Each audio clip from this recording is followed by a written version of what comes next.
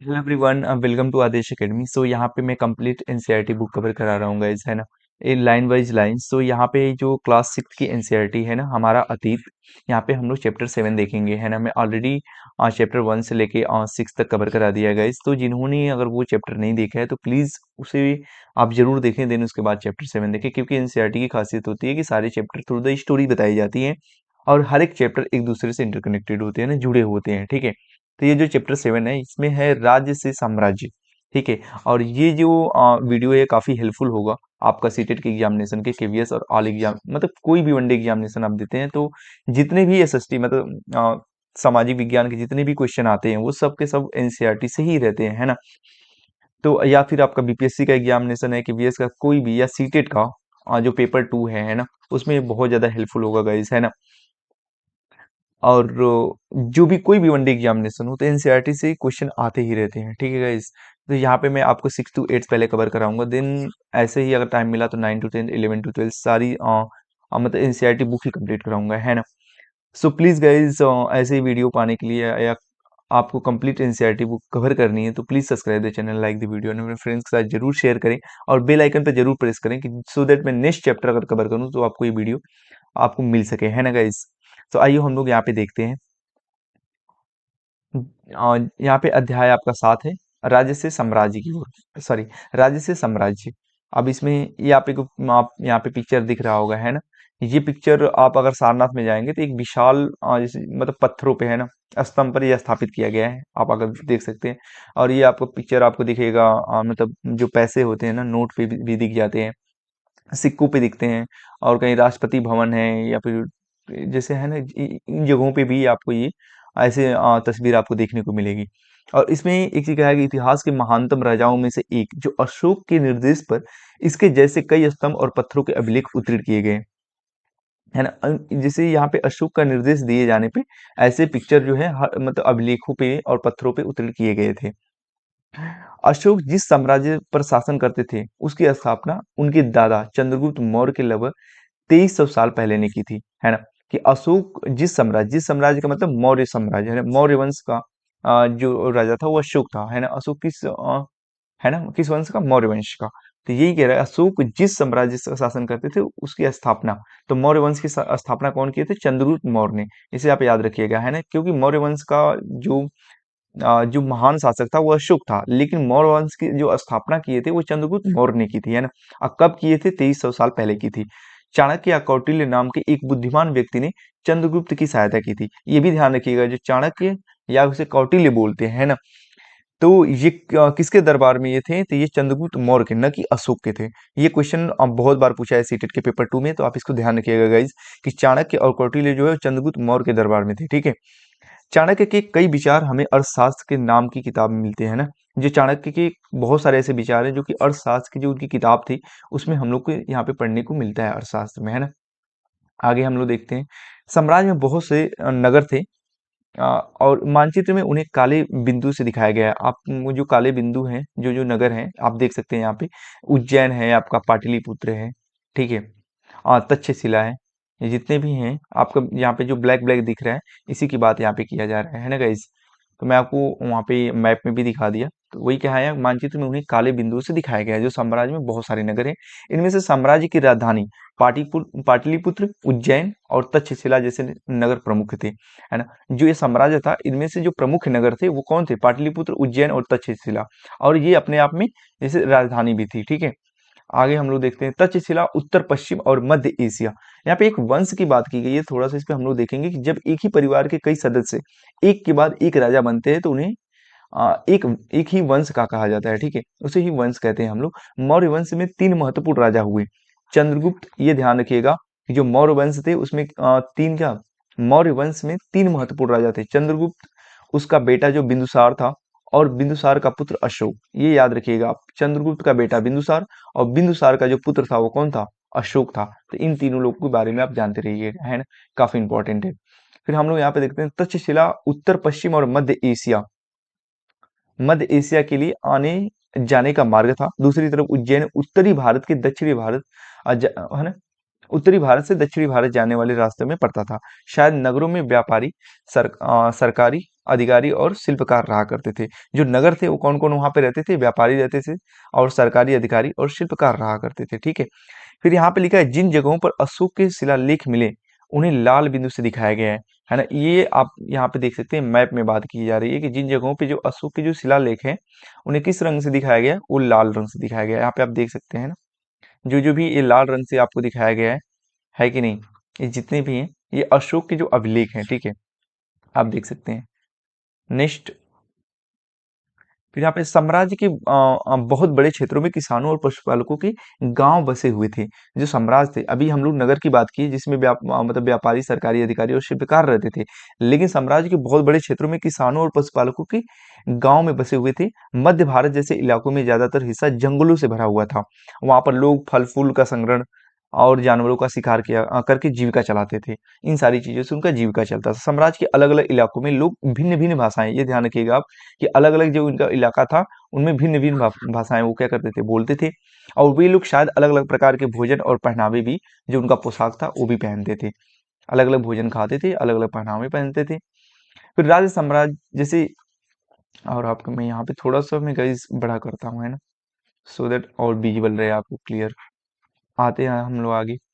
साम्राज्य का प्रशासन, जो साम्राज्य का प्रशासन था उसके बारे में भी यहाँ पे बात की गई है कि मौर्य साम्राज्य बहुत बड़ा था। जो मौर्य साम्राज्य था वो बहुत बड़ा था, इसलिए अलग अलग हिस्से पर अलग अलग ढंग से शासन किया जाता था। जब कोई भी साम्राज्य बहुत बड़ा होता है तो उसको अलग अलग हिस्से में, अलग अलग भागों में बांट दिया जाता है, सो दैट उस पर शासन करना मतलब आसानी हो। ठीक है। पाटलिपुत्र और उसके आसपास के इलाकों पर सम्राट का सीधा नियंत्रण था। जो पाटलिपुत्र था और उसके आसपास जो भी इलाके थे उस पर सम्राट का सीधा नियंत्रण था। ये क्वेश्चन पूछता है कि आप पाटिल बाकी इलाकों में अलग अलग अधिकारी देखते थे, है ना, बाकी चीजें, लेकिन जो पाटलिपुत्र था और उसके आसपास के जो जगह थी उस पर सम्राट खुद, उस पर सम्राट का खुद का नियंत्रण था, है ना।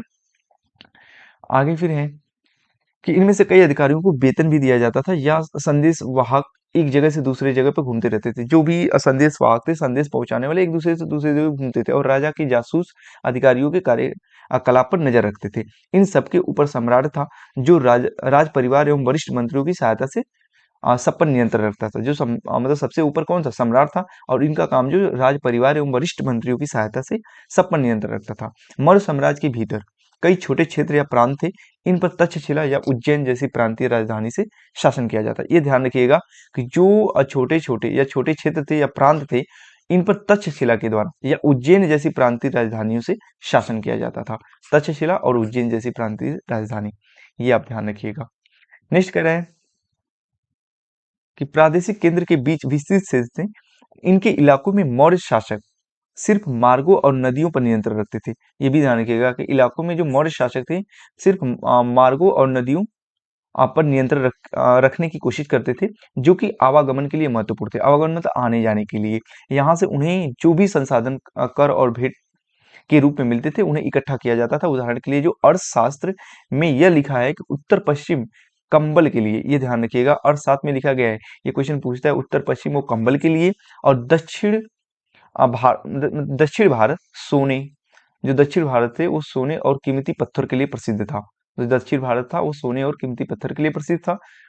संभव है कि ये संसाधन नजराने के रूप में इकट्ठे किए जाते थे। अब नजराने होते क्या है ना, थोड़ा सा ये आपको न्यू वर्ड लग रहा है। और नजराने जहाँ कर नियमित ढंग से इकट्ठे किए जाते थे, वही नजराना अनियमित रूप से जब भी संभव हो इकट्ठा किया जाता था। ऐसे नजराने विविध पत्थरों के रूप में प्रायः ऐसे लोगों से लिए जाते थे जो स्वेच्छा से ही देते थे, है ना। तो आई होप आपको नजराने क्लियर होंगे। दिन फिर मैं आपको यहाँ पे शो करता हूँ गाइस। थोड़ा सा ये जो है राजधानी में जो सम्राट की बात की गई है, इसमें मेगास्थनीज, ये मतलब बहुत बार ये क्वेश्चन पूछा गया है। जो मेगास्थनीज है वो चंद्रगुप्त के दरबार में ही आया था। ठीक है। तो मेगास्थनीज चंद्रगुप्त के दरबार में पश्चिम एशिया के यूनानी राज्य सेल्यूकस निकेटर का राजदूत था। ये भी क्वेश्चन पूछता है पहले किसके दरबार में आया था? तो चंद्रगुप्त के दरबार में पश्चिम एशिया के यूनानी राजा, ये क्या था? जो मेगास्थनीज था कौन ना? तो सेल्यूकस निकेटर का राजदूत था। यदि आप याद रखिएगा, मेगास्थनीज ने जो कुछ देखा उसका विवरण दिया गया है। मतलब जो भी चीजें उसमें दिया गया है तो इसमें आपको दिया गया है, इसमें से क्वेश्चन नहीं। यहाँ पे आप ध्यान रखिएगा कि मेगास्थनीज चंद्रगुप्त के दरबार में पश्चिमी एशिया से यूनानी था। ये अशोक के दरबार में नहीं था, चंद्रगुप्त के दरबार में था। और सेल्यूकस निकेटर का राजदूत था, है ना। आगे हम लोग देखते हैं। फिर कह रहा है कि अशोक एक अनोखा सम्राट, है ना। अशोक एक अनोखा सम्राट। अशोक मौर्य वंश के सबसे प्रसिद्ध शासक थे। एक मौर्य वंश का सबसे प्रसिद्ध शासक कौन था? अशोक था। वह ऐसे पहले शासक थे जिन्होंने अभिलेखों द्वारा जनता तक अपने संदेश पहुंचाने की कोशिश की। ये पहले ऐसे शासक बने जो अशोक हैं, जो कि अभिलेखों के द्वारा जनता तक अपने संदेश पहुंचाने की कोशिश की थी। और अशोक के ज्यादातर जो अभिलेख थे वो किसमें थे? प्राकृतिक भाषा और ब्राह्मी लिपि में। ये क्वेश्चन पूछते हैं ना कि जो अशोक के अभिलेख थे वो किस भाषा में थे? तो प्राकृतिक भाषा और ब्राह्मी लिपि में थे, है ना।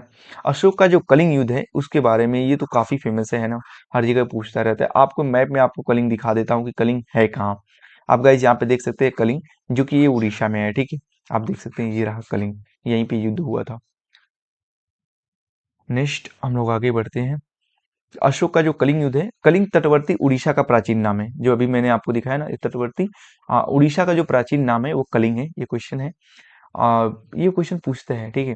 अशोक ने कलिंग को जीतने के लिए एक युद्ध लड़ा, लेकिन युद्ध जनित हिंसा और खून खराबा देखकर उन्हें युद्ध से वितृष्णा या बहुत ज्यादा हेट घृणा हुई, ठीक है। उन्होंने निर्णय लिया कि वे भविष्य में कभी युद्ध नहीं करेंगे। ये क्वेश्चन आपको जैसे देखने को मिलेगा कि अशोक कब ये निर्णय लिया कि अब भविष्य में वो कोई युद्ध नहीं करेगा। तो कलिंग के युद्ध के बाद उन्होंने ये निर्णय लिया। आखिर ये निर्णय लिया क्यों? तो कलिंग युद्ध का वर्णन करता हुआ अशोक का अभिलेख, जो कलिंग युद्ध का जो वर्णन है वो अशोक अभिलेख में है। क्या है ये हम लोग देखते हैं कि राजा बनने के 8 साल बाद मैंने कलिंग विजय की।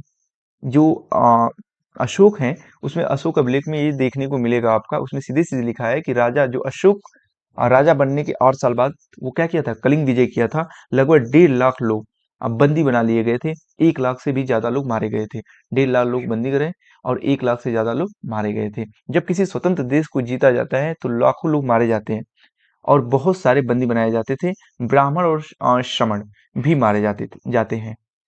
तो इस चीज को लेकर के उसके मतलब जो अशोक के अंदर जो सम्राट अशोक था उसके अंदर बहुत ज्यादा मतलब नफरत पैदा हुई कि इससे बहुत ज्यादा नुकसान है। इसलिए मुझे पश्चाताप हो रहा है कि अब मैंने धम्म पालन करने एवं दूसरे को इसकी शिक्षा देने का निश्चय किया। अब ये धम्म क्या होता है?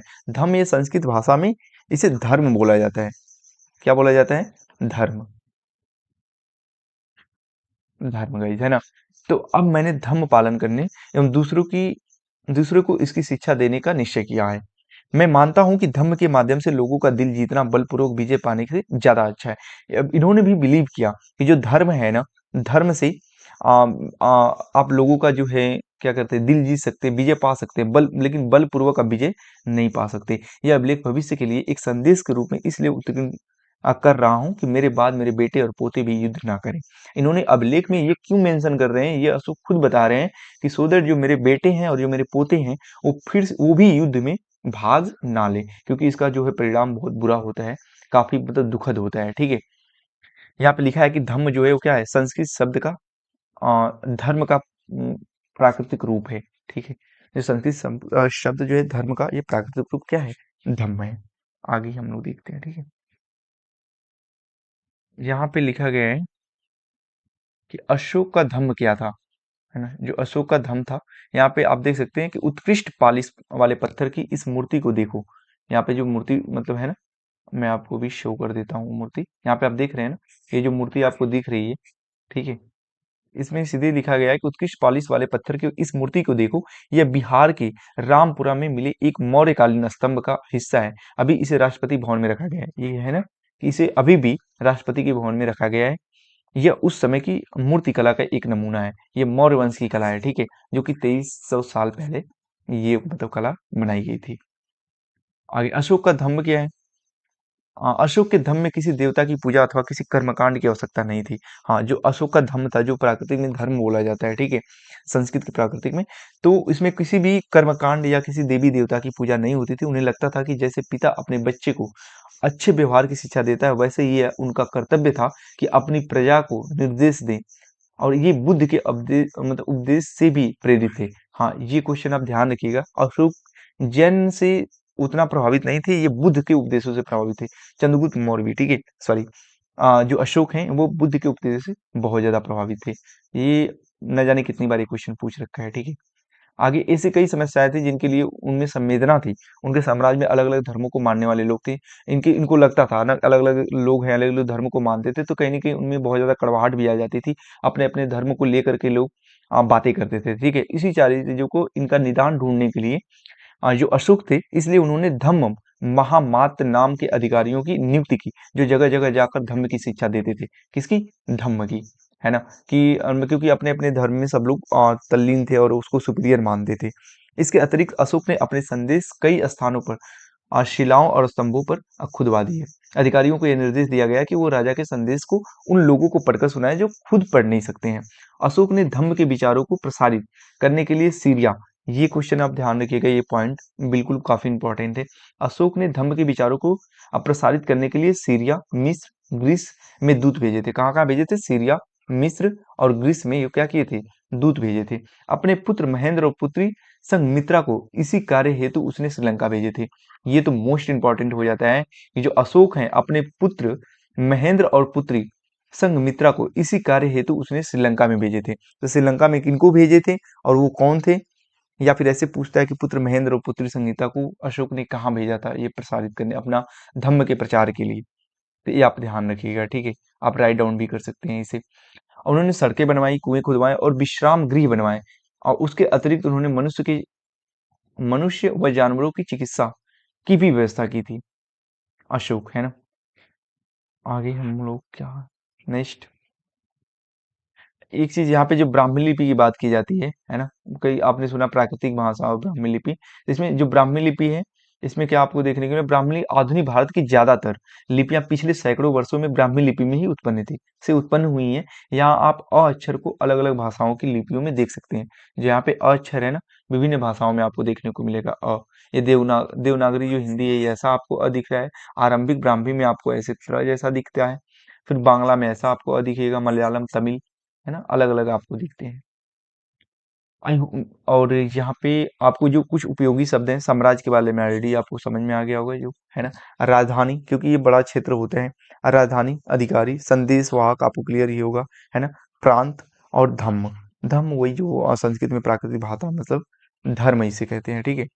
आपको ये भी क्लियर होगा। आते हैं कुछ डेट या, है ना, कुछ महत्वपूर्ण तिथि है कि मौर्य साम्राज्य की शुरुआत 2300 साल पहले हुई थी। इसको आप ना भूलिएगा, ठीक है? ये जो मौर्य साम्राज्य की जो शुरुआत है वो कब हुई थी? 23 साल पहले हुई थी। तो गाइज ये रहा आपका अध्याय 7।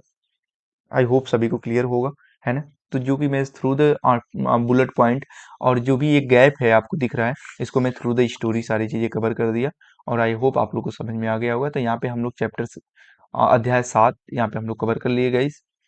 आई होप सभी को समझ में आया होगा। तो ऐसे ही मैं आप कंप्लीट एनसीईआरटी आपको गाइज कराऊंगा, ठीक है? तो फिर आई होप आप लोग को सभी लोगों को अच्छा लगा होगा। तो ऐसे ही आप अगर कंप्लीट एनसीईआरटी बुक कवर करना चाहते हैं तो please guys subscribe the channel and like the video so that आपको इन्फॉर्मेशन मिलता रहे, है ना? और ऐसे ही आपको अगर चैप्टर्स 8 और 9 जो भी है सारी चीज़ें कंप्लीट एनसीईआरटी कवर करनी है और या तो आपके फ्रेंड्स को कवर करनी है, जिनको भी करना है, या सीटेट पेपर 2 कवर करना है, तो please subscribe the channel, like the video and friends के साथ जरूर शेयर करें गाइज, है ना? So thank you so much, keep watching.